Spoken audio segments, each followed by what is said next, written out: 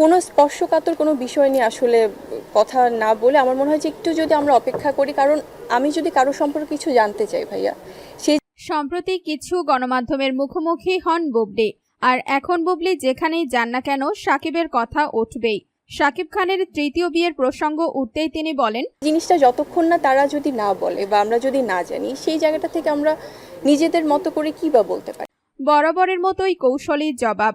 তাই স্বভাবতই গণমাধ্যম কর্মীদের মেটেনি উত্তরের তৃষ্ণা। বুবলির সঙ্গে সাকিবের সম্পর্ক নিয়ে অনেকে অপপ্রচার করছে। এই অপপ্রচার নিয়ে তিনি বলেন, স্পেসিফিক কোনো অপপ্রচার আমি যদি বলি যে এটা কিন্তু আলটিমেটলি একটা ধারাবাহিকতা আছে। তিনি আরো বলেন, দিন শেষে কিন্তু আমরা রক্ত মাংসের মানুষ। আমাদের পরিবার আছে, আমাদেরও ভালো লাগা খারাপ লাগা আছে। দিন শেষে কিন্তু আমরা রক্তে মাংসের মানুষ, আমাদেরও পরিবার আছে, আমাদেরও ভালো লাগা খারাপ লাগা আছে। আপনিও মানুষ, আপনারও কিন্তু বিবেক আছে। আমি এটা বলতে চাই যে আসলে এই ধরনের নেগেটিভিটি না রেখে আমরা ভালো কাজের সাথে থাকি।